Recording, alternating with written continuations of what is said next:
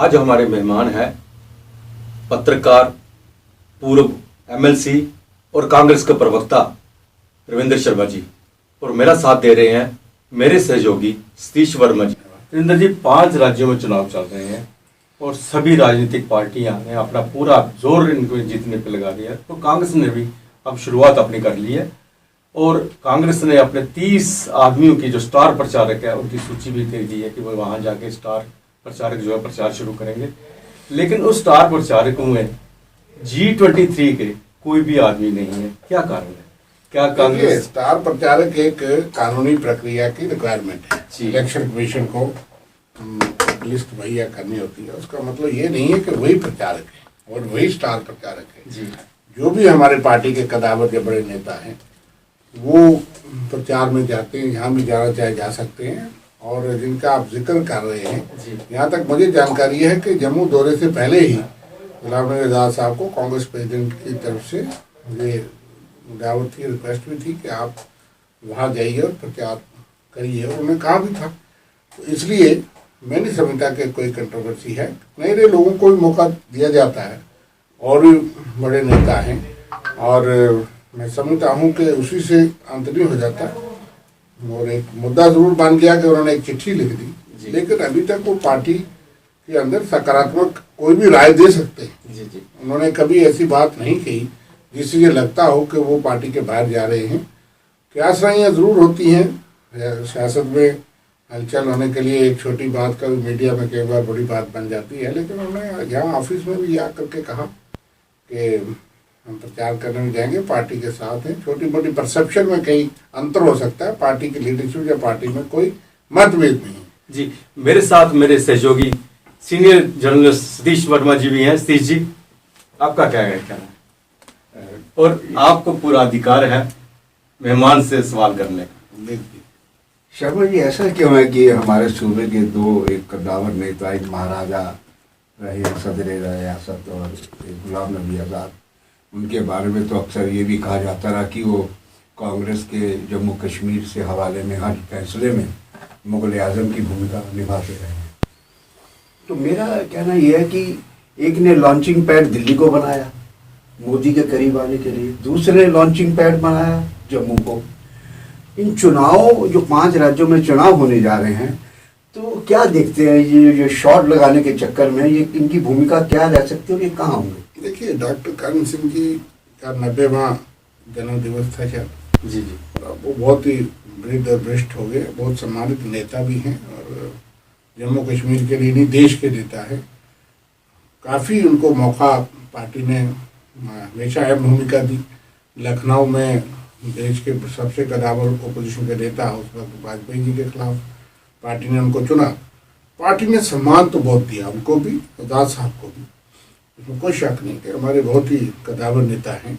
और उन्होंने जन्मदिवस पे वहाँ वो सोशल फंक्शन को हम पॉलिटिकली इंटरप्रेट या एनालाइज करें तो शायद वो मुनासिब नहीं। अगर कहीं ना कहीं किसी तरीके से प्रधानमंत्री जी को गीता समारोह या किसके साथ जोड़ के प्रयास तो उनका रहता है, तो वो एक संकेत देना चाहते होंगे। लेकिन सारी उम्र वो कांग्रेस में ही रही, उनको सम्मान भी कांग्रेस से मिला, पौधे भी मिले और उनके एक पुत्र हमारे साथ हैं, उनको पार्लियामेंट की टिकट भी दी। तो काफ़ी सम्मान मैं समझता हूँ कि पार्टी ने और नेतृत्व ने उनको दिया, जिसके वो हकदार भी थे। और अब इस अवस्था में ऑलमोस्ट वो एक्टिव पॉलिटिक्स में नहीं है, इसलिए उसके ज़्यादा मायने हम नहीं निकालेंगे अभी। और पारिवारिक उन्होंने परिवार के लोग सदस्य बुला करके उसको सेलिब्रेट किया, तो मैं उसकी भूमिका को ज़्यादा नहीं जानता। और दूसरे नेता जो है वो यहाँ, चूँकि मौका ये था कि उनके साथी सहयोगी जो राज्यसभा में रहे या उनके साथ रहे, वो सॉलिडेरिटी के लिए आए या यहाँ उनके रिटायरमेंट के बाद एक उनके लिए सम्मान में समारोह रखा गया किसी NGO ने, तो उसमें वो आए। 1-2 नेताओं के शब्द और बोल जरूर दाएं जो आए थे जो गुड टेस्ट में नहीं थे। मैं प्रवक्ता ये जरूर कहूँगा, हम कार्यकर्ता हैं। कोई बड़ा नेता जो बड़े बड़े पदों पर रहे हैं कोई ऐसी बात कहे तो हमें ठेस पहुँचती है। कार्यकर्ता खून पसीना देता है, इसलिए हम ये अपील करेंगे कि वो जरूर इस चीज़ का सम्मान करें कि कार्यकर्ताओं की भावनाओं का भी सम्मान करें। तो उसमें एक दो नेताओं ने जरूर कहा, हम बहुत सम्मान करते हैं, पार्टी की तरफ से उनको रिसीव भी किया गया, ऑफिस में दावत दी गई, उनको सम्मान भी किया गया, उन्होंने वहाँ कहा भी, अपनी सारी बात स्पष्ट भी की।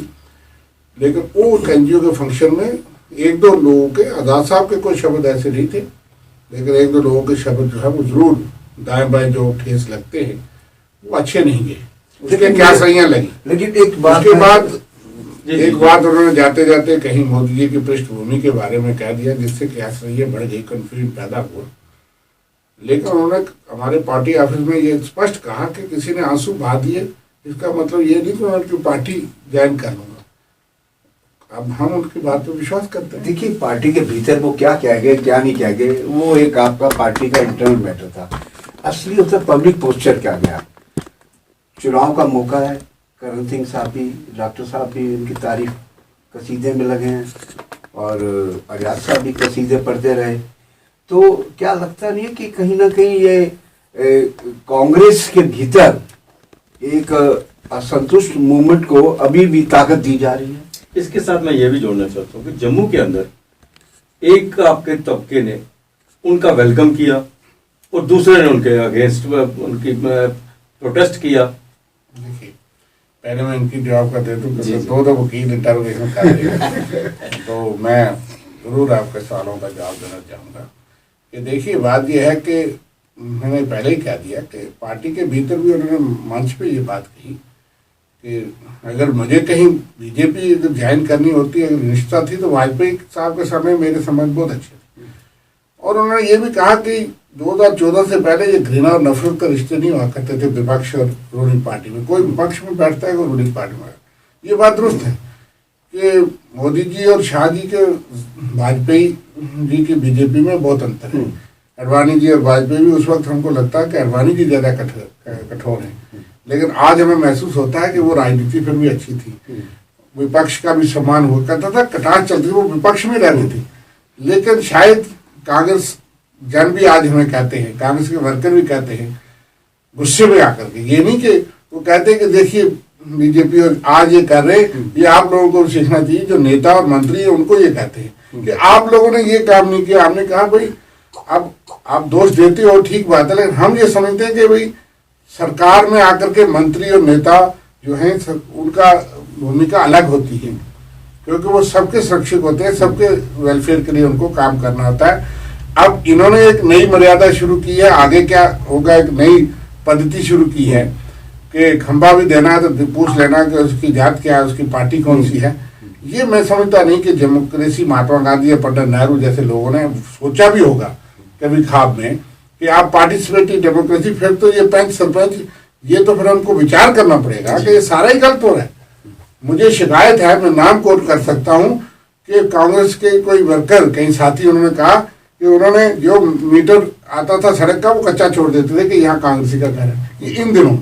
और मैं मिसाल के तौर पर कह सकता हूँ कि मेरे पास बीजेपी के आरएसएस के कोई साथी आए, हमने अपने साथी का काट करके हमने कहा ये आए, इनको ये ना लगे कि अगर दो ही खंबे हैं, 4 ही पोल है, या नलके हैं, या हैंडपंप है, तो वो कहेंगे ये कांग्रेस वालों को, आप लोगों को देता है। तो हमने वो मर्यादाएं सीखी थी, महात्मा गांधी, नेहरू जी ने इस देश में पार्लियामेंट्री डेमोक्रेसी की बुनियादें डाली। लेकिन आज वर्कर भी मजबूर हो गए ये कहने में कि देखिए इनको भी सबक सिखा, हालांकि हम वो नहीं चाहते, लेकिन इस तरह की डेमोक्रेसी थोड़ी सोची थी कि जो 50 से 100 वोट से इलेक्शन लड़ता है उसको पता है कि आधार जी ने मुझे वोट नहीं दिया, वर्मा जी ने दिया, तो उस वार्ड में अगर वो इस तरह से फंड, तो उस पर आज हर चीज पे 10 के 10 के चाहिए, सरपंच के चाहिए।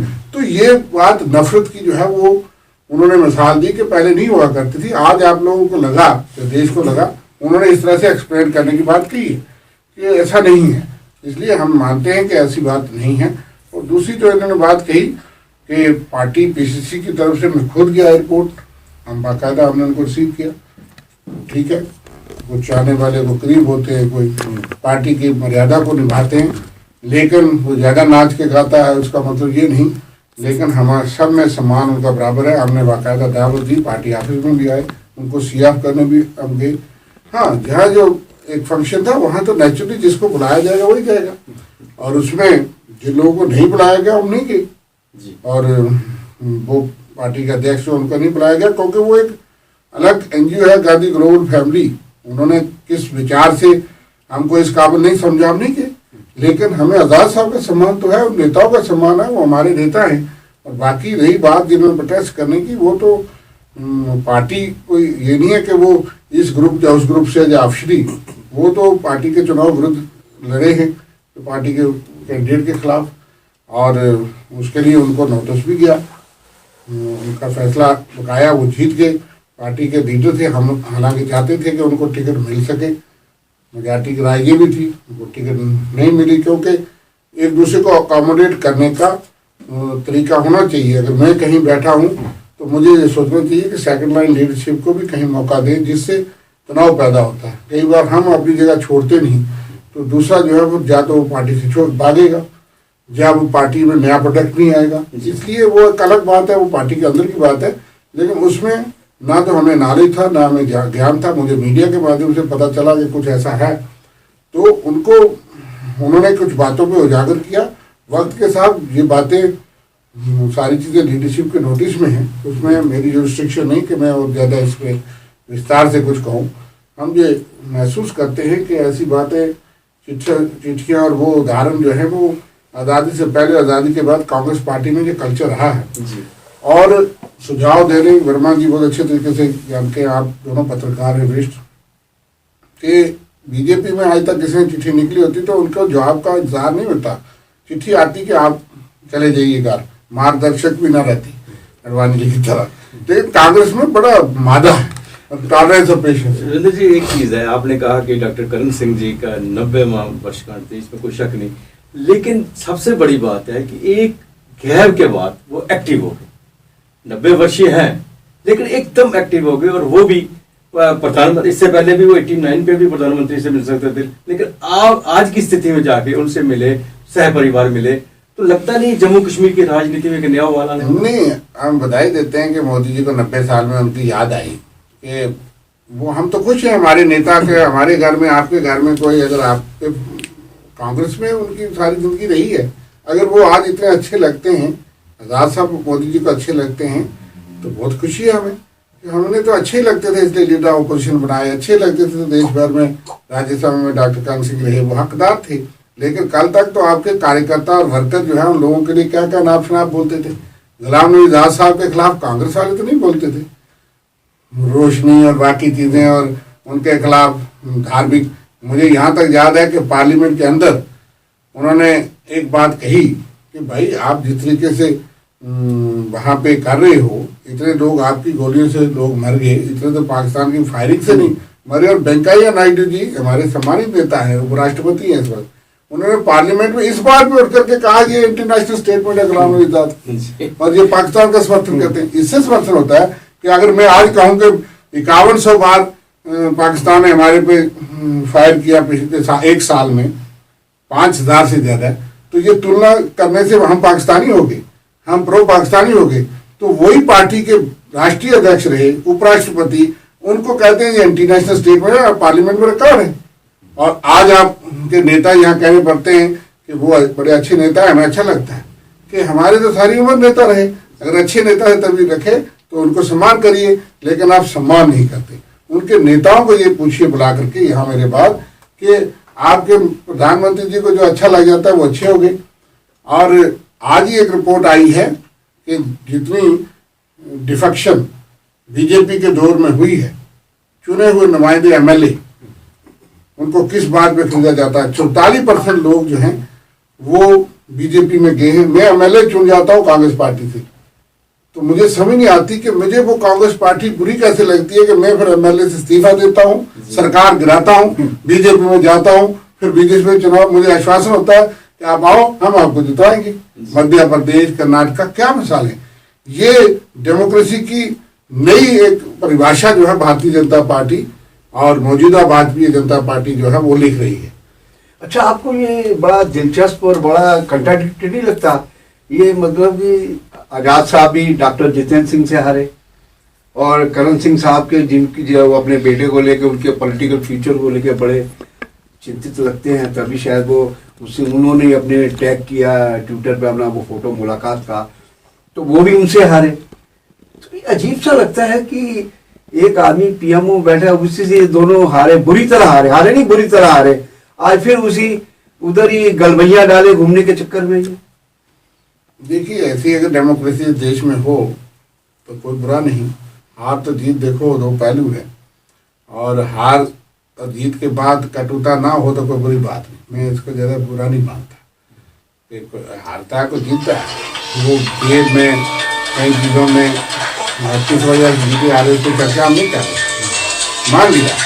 लेकिन यह है कि उनकी तरफ से तो कहीं कमी नहीं रही। जिनका आप जिक्र करते हैं, उनके जितने बयानात आते हैं उसमें कहीं ना कहीं जो है वो उस जीत की बू आती है, खुशबू नहीं आती है ना। कोई जीत जाता है तो उसको नम्र होना चाहिए। मैं किसी से हार गया इसका मतलब ये नहीं कि भाई मेरे में ही कमी होगी या आप में ही बहुत खूबसूरती हो सकता है आपका कोई अंदाज पसंद आ गया हो। मैं आपको एक मिसाल, आप पुराने पत्रकार हैं दोनों, तो आपको याद होगा कि हेमवती नंदन बहुगुणा जब लड़े, बहुत बड़े नेता थे, इस देश का बड़ा नाम था, तो उनके खिलाफ अमिताभ बच्चन जी लड़े, अमिताभ इलाहाबाद से। तो चुनाव की घोषणा के बाद उनको पूछा गया, आप जैसे जो इंटरोगेशन करने वाले होते हैं, उन्होंने कहा कि बहुगुणा साहब आप इतने बड़े नेता हैं और आप एक नाचने वाले से, एक अभिनेता से हार गए, तो आप इतने बड़े सियासतदान हैं। उन्होंने कहा इस चुनाव में सियासत की बात ही कोई नहीं हुई। ठीक है, इसलिए जीतने और हारने का मकसद ये नहीं कि भाई आप बहुत ही काबिल हैं, आप सब कुछ ठीक किया आपने। लोगों को कोई अंदाज पसंद आ गया, हो सकता है आपकी गाली निकालने का अंदाज पसंद आ जाए। कैसे कैसे लोग इस देश में जीत जाते हैं, डॉक्टर मनमोहन सिंह जैसे आ जाते हैं। इसलिए उससे ठीक है, लोगों के मैंडेट का सम्मान करना चाहिए, लेकिन जीतने वाले को ज़्यादा करना चाहिए। मैं समझता हूँ कि जीतने वाले को हारने वाले घर जाना चाहिए कि ठीक है, मुझे मैंडेट मिला, मुझे लोगों ने जिताया, लेकिन आप भी तो इस तरह की जमहूरियत हो इस देश के अंदर, तो मैं समझता हूँ बहुत अच्छा हो जाए। हम तो इस तरह की जमहूरियत की पालना करने वाले और मतलब प्रेरणा करने वाले लोगों से सीखते हैं कि ऐसी जमहूरियत होनी चाहिए, नफरत नहीं होनी चाहिए। जी तभी देश बढ़ेगा। जी रविंद्र जी, अब हम बात करते हैं डीडीसी चुनावों के बाद के उठे हुए माहौल की। तो आप क्या समझते हैं कि जो प्रोटेस्ट कर रहे हैं सारे, ये कहाँ तक उचित है? पैसों के लिए, मुआवजे के लिए क्या उचित है, या सरकार ने गलत किया? देखिए, कुछ हद तक तो मैं मानूंगा कि भाई आपको पावर्स भी चाहिए, अथॉरिटी भी चाहिए, मर्यादा भी चाहिए, क्योंकि ब्यूरोक्रेसी, अफसरशाही, वो अभी भी शायद इस चीज़ को कई बार मानने में तैयार नहीं होती कि हमने इस देश में प्रजातंत्र लोकाशाही को माना है। हो सकता है आपका विधायक अनपढ़ हो, कम पढ़ा लिखा हो, आपका डीडीसी चेयरमैन कम पढ़ा लिखा हो और एक आईएएस अफसर को उसको मानना है ना। लेकिन बात ये नहीं है, उसकी अपना तजर्बा है, वो घास मिट्टी में घूम के आता है, उसने उन लोगों को रिप्रेजेंट करना है। जो आईएएस करके आता है बाबू, उसकी अपनी काबिलियत है, उसी ने सिस्टम निज़ाम चलाना है। ये दो पहिए हैं, हम ये नहीं कहते कि उससे उनका कद कम हो जाता है। इस डेमोक्रेसी की खूबसूरती है, इसलिए यहाँ उनको काम करने के लिए सुविधाएं चाहिए, वो मिलनी चाहिए। क्योंकि एक डीडीसी को 30-40 हज़ार, कहाँ 70 हज़ार से भी जीते हैं, कई जगह 5 हज़ार भी है। क्योंकि आजकल तो शाही निज़ाम है कि आपने 14 सीटें बना दी, सांबा की भी, किश्तवाड़ की, जहाँ 2 लाख वोटर है, एक एमएलए की कॉन्स्टिट्यूंसी में 7 डीडीसी मेंबर हैं। और कई जगह ऐसे भी हैं कि जहाँ देख लीजिए कि 8 विधानसभा 9 लाख के करीब जम्मू डिस्ट्रिक्ट में वोटर है, वहाँ भी 14 है। तो वहाँ का डीडीसी का नुमाइंदा जो है 70-80 हज़ार से चुना जाता है, वहाँ शायद 15 हज़ार से चुना जाएगा। 15 हज़ार टोटल वोटर होगा, उससे 10 हज़ार पड़ा होगा, 8 हज़ार पड़ा होगा। सो इसलिए तुलना तो बराबरी तो उस तरह से है नहीं, लेकिन फिर भी आप चूंकि डीडीसी मेंबर आपने बना लिए, उनको घूमने के लिए सुविधा होनी चाहिए। आप 1.5 हज़ार में तेल से मैं नहीं समझता इंसान है। और फिर जब बन जाता है आदमी, तो वो मैं समझता हूँ कि उसके घर में जो आएगा वो उसको आप थोड़ा सा चाय पानी खर्चा भी होता है। कई लोग, अब ठीक है, मैक्सिमम लोगों ने बहुत पैसे भी खर्चे होंगे और वो भी, लेकिन 50% या 40% लोग ऐसे भी हैं जो मेरी तरह शायद रोटी मुश्किल से गुजारा करते हैं। सो रीजनेबल उनको वो होना चाहिए सुविधा कि वो लोगों के लिए काम कर सके, जा सके। और फिर उसके बाद यह है कि हमारा कल्चर यह है कि आदमी बन जाता है तो हर आदमी गरीब आदमी, या कई लोग सोचते हैं कि अब तो ये बड़ा पैसे वाला आदमी हो गया, MLA MLC या DDC, तो गरीब है, अमीर है, शादी है, ब्याह है, वो एक्सपेक्ट करते हैं कि ये मदद करे। तो इसलिए थोड़ा बहुत उनको सुविधा कहाँ से, ये आपने इतना बड़ा अदारा बनाया है तो वो डिलीवर कर सके। इसी तरह DDC चेयरमैन या वाइस चेयरमैन है, उनको थोड़ा रुतबा पद देना चाहिए, लेकिन सिर्फ सम्मान के लिए नहीं। इसलिए आप मेजर जनरल या ब्रिगेड कमांडर, वो तो आर्मी की प्रोटोकॉल से मैं नहीं चाहता तुलना क्यों करते हैं, वो ठीक है, जब वो कुर्सी लगने की बात होगी वो अलग बात है, लेकिन बाकी जो सिविल एडमिनिस्ट्रेशन में उनको सम्मान मिलना चाहिए, लेकिन क्लैश ऑफ इंटरेस्ट नहीं होना चाहिए। फिर BDC है, आपने पहले ही उनको दिया DC के बराबर, ब्रिगेड कमांडर के बराबर, तो अब ये उम्मीदें बढ़ती जाती हैं। तो मैं इस बात पे ज़रूर इत्तेफाक करूँगा कि उनको जो ज़रूरी सम्मान और स्थान और सुविधा मिलनी चाहिए। ये प्रोटोकॉल ईगो की बात नहीं होनी चाहिए, और तनख्वाह जानने में इतना जायज़ होना चाहिए ताकि वो डिलीवर कर सकें। अगर आपने ये निज़ाम कायम किया है, इस हक में हम हैं, क्योंकि मैंने 73rd के अमेंडमेंट की रिकमेंडेशन जो पार्टी की तरफ से मुझे ड्यूटी लगी थी, उसमें हमने कहा था कि डिस्ट्रिक्ट में चेयरमैन पहले इलेक्टेड नहीं होता था। जम्मू डिस्ट्रिक्ट का चेयरमैन हो सकता है श्रीनगर का रहने वाला मंत्री, कैबिनेट मिनिस्टर हुआ करते थे, और जोरी में हो सकता है सांबे का हो। वो साल में 2 बार जाते थे, उनको पता नहीं सुंदरबनी कहाँ, निशारा कहाँ, बुद्धल कहाँ, रास्ते में चलते देखते थे। तो हमने ये निज़ाम जो देश भर में था, हमने ये आपको पता होगा कि सोच साहब हमारे उस वक्त प्रेसिडेंट थे, काफ़ी नेशनल कॉन्फ्रेंस के साथ हमारी जंग हुई और चुनाव घोषणा कर दी थी नेशनल कॉन्फ्रेंस ने BDC चुनाव की, और उसका निज़ाम ये था कि BDC मेंबर्स जो है वो चुने जाते, लेकिन DDC का चेयरमैन नॉमिनेटेड होता। तो देश भर में निज़ाम अलग था, तो हमारी काफ़ी उस पर तनाव भी हुआ। फिर वो रिकॉल हुए इलेक्शन, फिर हमने कहा अमेंडमेंट करो, फिर लेट हुई, चलो 2014 में हुई। तो हमने जो रिकमेंडेशन दी थी वो तकरीबन मानी गई, और उसके बाद डिस्ट्रिक्ट का चेयरमैन का इलेक्शन BDC मेंबर्स ने चुना था। इन्होंने बीच में एक DDC डाला, हमने उसका भी स्वागत किया, लेकिन डाला तो उसको कम से कम एक रुतबा ये दे दीजिए कि कम से कम वो काम करे, क्योंकि लोगों का काम होना चाहिए। अफसर, काफ़ी अफसर अच्छे होते हैं, कुछ अफसर ऐसे भी होते हैं कि जो शायद प्यार की भाषा से काम नहीं करते। अच्छा, एक अंतिम सवाल मेरी साइड से अगर जी पूछेंगे कि जिस प्रकार इस प्रकार की भी रूमर शुरू हो गई है कि DDC हो गया, हो सकता है कि हालांकि डिलिमिटेशन कमीशन बैठा है, अभी 1 साल बढ़ा दिया गया, लेकिन ये सरकार तो जो मर्जी जब चाहे कर सकती है, सक्षम सरकार हर मामले में, सक्षम हर मामले में। तो अगर चुनाव की बात होती है, क्या कांग्रेस, ये जो 2 बड़े आपके नेता हैं जो आजकल कहीं और इश्क फरमा रहे हैं, तो क्या लगता है कि कांग्रेस को इससे कुछ नफा नुकसान? देखिए, पहले तो बात यह है कि चुनाव हो तो सही। हम तो जब इन्होंने 370 तोड़ने के बाद जब भी पहला मौका मिला तो हमने कहा भाई अब आपने सबका दिल जीत लिया है, लूट लिया है, तो चुनाव करवाओ ताकि लोग चुने, सरकार बनाए। अब खुश है सारे लोग, जम्मू में भी, कश्मीर में, क्योंकि रोज भाषण तो आप सुनते थे। तो फिर बड़ी मुश्किल से DDC के चुनाव हुए, और उन लोगों को कई जगह को थाने में बिठाया कि आप यहाँ रहो, चुनाव लड़ो, फार्म भरो, लेकिन सुरक्षित रहो। तो सुरक्षा उनको मिली थाने में, जब उनको फार्म भरने का कई लोगों की सजाएं मिली, जिनको जितना था जिताना था वो और तरीके भी थे। तो वो चुनाव तो हो गए। अब अगर DDC के चुनाव में 57 लाख वोटर या इतने लाख वोटर जो है वो डाल सकता है वोट, तो क्यों नहीं? असेंबली के चुनाव भाई उसने डिलिमिटेशन कमीशन ने कोई फीता लेकर के तो थोड़ा नापना है जमीन को। उनके पास डाटा है कि जम्मू में कितना वोट है, पुंछ में कितना है, राजौरी में कितना है। इस वक्त 1 साल से क्या कर रहे थे? मैं समझता हूँ कि सुप्रीम कोर्ट के रिटायर्ड जज हैं और कमीशन के पास सारा डाटा है। जिस दिन एक हरी झंडी होगी तो उस दिन रिपोर्ट आ जाएगी, और फिर लोगों को कहेंगे जैसे DDC में कहा कि ऑब्जेक्शन दे दो।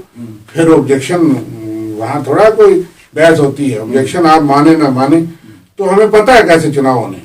और हम तो चाहेंगे कि आप पारदर्शिता से करिए, डिनोटेशन इंसाफ करिए। अब 7 सीटों में जम्मू नंगी नहाएगी क्या, नंगा नहाएगा क्या, निचोड़ेगा क्या? क्या आप जम्मू को क्या देंगे, कश्मीर को क्या देंगे? हम भी देखना चाहते हैं, और इंसाफ करिए, और बाकायदा आप एरिया को भी देखिए, टोपोग्राफी को भी देखिए, ज्योग्राफी को भी देखिए, हिस्ट्री को भी देखिए, पॉपुलेशन को भी देखिए, और इंसाफ करिए, चुनाव कराइए, जल्द हम तैयार हैं। और जब पार्टी होती है, नेता बहुत है, कैंडिडेट होते हैं, तो देश भर में कांग्रेस पार्टी राष्ट्रीय पार्टी है। और ये भी नेता जो है, हमें विश्वास है कि पूरा नेतृत्व करेंगे कांग्रेस पार्टी का, और कांग्रेस जो है डट कर के चुनाव लड़ेगी। और अभी आपने देखा कि 280 में से 75 सीटें निकली ना बीजेपी की, 205 सीटें जो है वो बीजेपी के खिलाफ एक महाज है।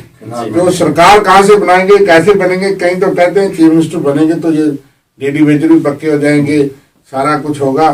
तो अब बात यह है कि कल CISF वाले उठा लिए, वो तो आज लोग अच्छा है कि उनको समझ आ गई कि सेक्रेटरीट या गवर्नर के पास बैठने का कोई फायदा नहीं है। या तो बैठो बीजेपी दफ्तर के पास या डॉक्टर जितेंद्र सिंह के पास। ये तो बेचारे जो संदेशा आता है, चिट्ठी आती है, उसका काम कर लेते हैं। इसलिए नौजवान जो यूथ है, 8 लाख उन्होंने अप्लाई किया 8084 की पोस्टों के लिए। ठीक है, कितने सिलेक्ट हो जाएंगे? तो ठीक है, वो जाते हैं वहां इंसाफ मांगने, उनको रात को उठाया जाता है, तो सड़कों पे है। तो चुनाव में बहुत बुद्धि होंगे, हिसाब लेंगे लोग, भाजपा से भी लेंगे, जी भर करके वोट दिए हैं 3-4 बार, और इसलिए देखेंगे, उसके लिए हम तैयार हैं। चलो, मैं अंत में ये जानना चाहूंगा कि जम्मू कश्मीर को स्टेटहुड को लेकर आपकी पार्टी का क्या? देखिए, हमने तो कहा कि स्टेट तोड़ी क्यों जी। गुलाम नबी आजाद साहब का भाषण आपने राज्यसभा में सुना होगा।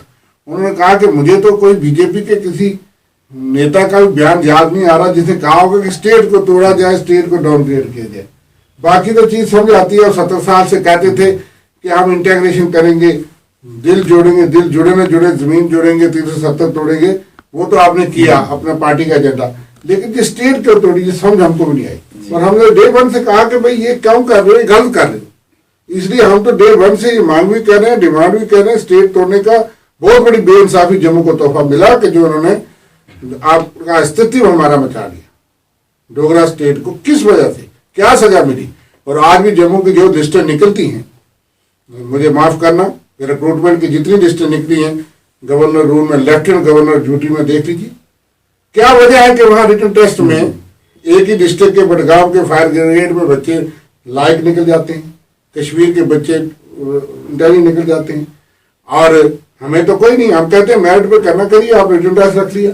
लेकिन उसमें कैसे आप, हम कोई सवाल नहीं उठा रहे, लेकिन विश्वास तो नहीं ना होता कि एक ही जिले। इसी बात को लेके वो ज्यादा बढ़ती वर्षा लड़ती रही कि कश्मीर में हो रहा है, जम्मू में नहीं। आज लोगों को पूछना चाहिए कि जम्मू डिस्ट्रिक्ट और श्रीनगर डिस्ट्रिक्ट में अच्छी एजुकेशन के फैसिलिटीज है, वहां अगर बच्चे ज्यादा पास हो जाए तो थोड़ा समझ आता है। लेकिन एक ही डिस्ट्रिक्ट में निकलेंगे, कश्मीर में निकलेंगे, जब आप नीट या वो करते हो तो उसमें रिजल्ट में कहीं और होता है, उसमें जम्मू और कश्मीर में ऐसा अंतर नहीं नजर आता। लेकिन जब आप टेस्ट करवाते हो तो उसका रिजल्ट कहीं और आता है, ईवीएम की तरह कुछ और रिजल्ट आता है। इसलिए ये समझ नहीं आती हमको।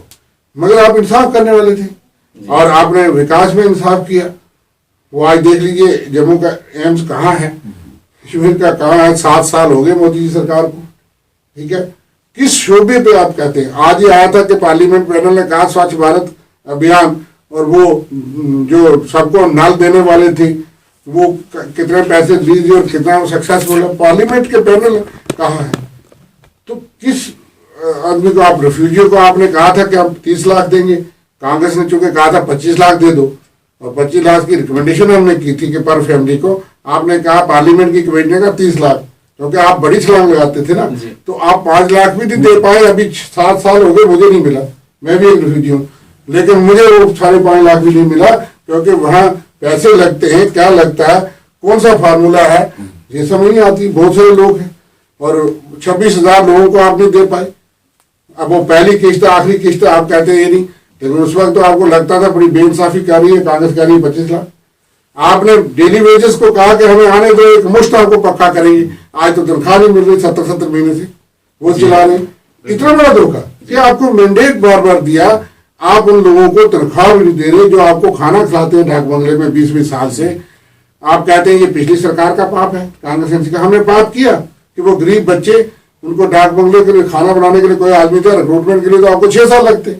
आपने रखा कि अच्छा जी कोई गरीब आदमी तैयार है खाना। आप ड्राइवर चलाता है जो गाड़ी, डीसी साहब का एक ड्राइवर है जो 26 साल से गाड़ी चलाता है, हाई कोर्ट ने भी उसको फैसला किया, उसको पक्का नहीं किया।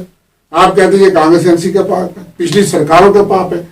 81,000 डेली वेजेस थे जब हमने सरकार हमारी पार्टी ने छोड़ी, और उसके बाद डाटा आता रहा कि 1 साल के अंदर ही वोट की संख्या 1,05,000 हो गई। वो बीडीपी और बीजेपी का पाप नहीं है। जो जेके बैंक में आपने दवाई की वो बीजेपी पीडी का पाप नहीं, और गवर्नर सत्यपाल मलिक आपको सर्टिफिकेट देंगे। करप्शन का रिकॉर्ड उन्होंने कहा कि 100 करोड़ का डील हुई है और उनकी पहुंच मोदी जी के पास थी, मैं उनके पास गया और मैंने कैंसिल किया। आपको जल्द पता लगेगा कि कितने लोग अंदर होने वाले। आज कोई नहीं, गवर्नर साहब कहाँ चले गए बेचारे, तो कहा किस फ्रंट पे लेकर आपने ईडी सीबीआई रखी है ऑपोजिशन विपक्ष के लिए। जो गंगा स्नान कर जाता है बीजेपी में चला जाता है वो पार पर साफ हो जाता है। शर्मा साहब, आपने जिस विभाग से हमारे प्रश्नों का उत्तर दिया, एक बार फिर आपका धन्यवाद करते हैं। आज के लिए बस इतना ही। अगले प्रोग्राम में फिर आपसे भेंट होगी, तब तक इजाजत दीजिए। नमस्कार।